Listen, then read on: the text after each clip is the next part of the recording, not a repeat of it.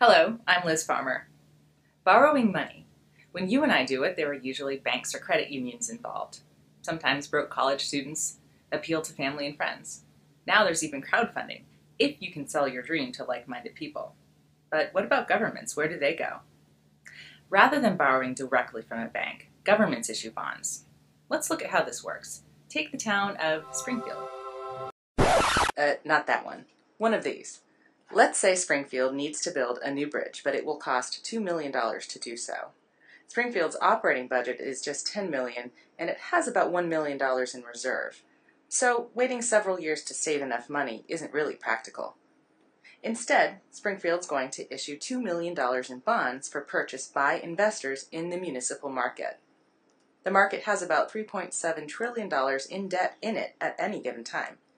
That's a big number, but it's actually a small fraction of the overall bond market, which has about $35 trillion in U.S. debt alone.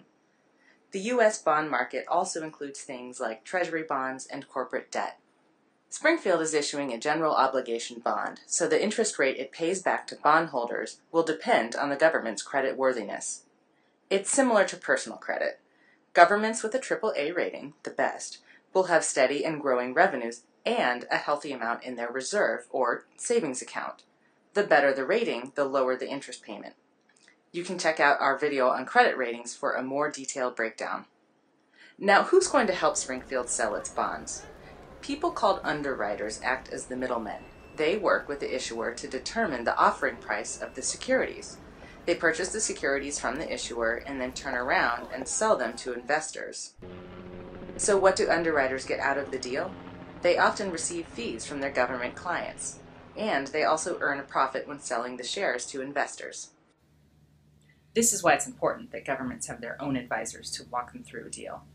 These people are called municipal advisors. They are not financially involved in a deal, and their sole responsibility is to look out for the government's best interests.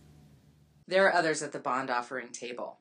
Credit agencies must assign a rating to the bond, which will greatly influence the interest rate that Springfield must pay on its financing. Lawyers, like a bond counsel or the Underwriters Council, will draft legal documents for the bond sale. An auditor will also examine Springfield's financial statements. After Springfield gets its $2 million in financing, its interaction with the market isn't over. For the life of the bond, Springfield is responsible for filing continuing disclosures. These are documents that report the operating or financial condition of the city, like a comprehensive annual financial report. Springfield also has to file a notice anytime an event occurs that could have an impact on its ability to repay the bond. To learn more, visit governing.com, where you can find our finance newsletter and other tools to help you navigate the world of government finance.